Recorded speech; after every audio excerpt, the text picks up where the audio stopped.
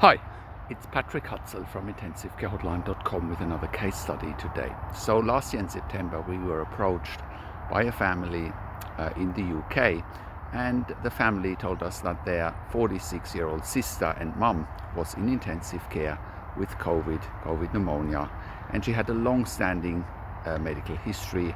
So the prognosis from the intensive care team was very, very poor. She was on a breathing tube at the moment. She was heavily sedated and she wasn't waking up. So she was never in a position to have a say on her own care, treatment and life going forward.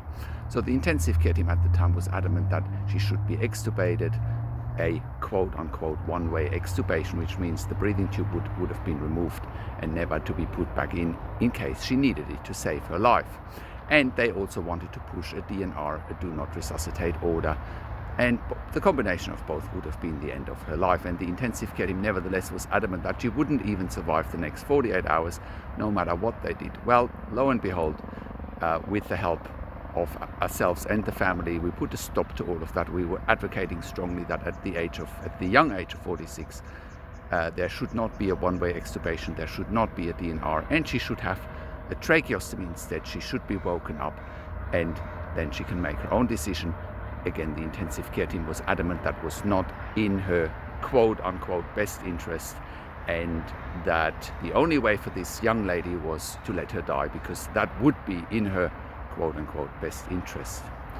Now, I've yet to find out how someone dying is in the best interest of them, unless they're suicidal or, they have a terminal illness, which this lady didn't have. So, cutting a long story short, we ended up helping the family to get a tracheostomy for their sister and for their mother. She's then spent several months in ICU, but now we are in February of 2022 and she's out of ICU.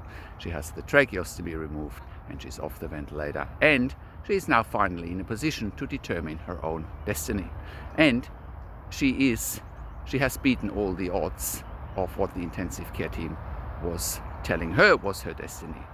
Now, you need to know that over 90% of patients in intensive care do survive, right? But intensive care teams don't tell you that. Their worst case scenario at the time was that she would spend months in ICU with an uncertain outcome. Now, it did happen that she spent months in ICU, but the outcome was that she survived and that she's now in a position to determine her next steps. And that should be the goal of any patient, that they be brought in a position where they can determine their own fate and destiny, and they can tell everyone what they want from their life and how they want to live their life. So it's another success story, and it's another story how you should never trust intensive care teams, because they have their own agenda. And their agenda is to empty their beds no matter the cost, and they want to empty their beds as quickly as possible because the demand on their beds and on their staff is so high. But that should not concern you, as you can see in this situation once again.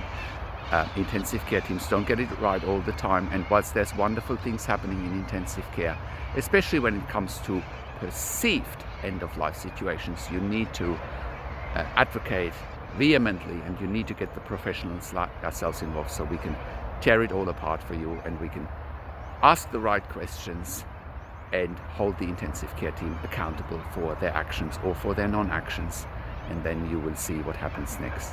That is my quick case study for today. If you have a loved one in intensive care and you need help, go to intensivecarehotline.com, call us on one of the numbers on the top of the website, or send us an email to support@intensivecarehotline.com. Like this video, comment below what you want to see next or what insights you have from this video. Subscribe to my YouTube channel for updates for families in intensive care, and click the notification bell for the next video. Take care for now.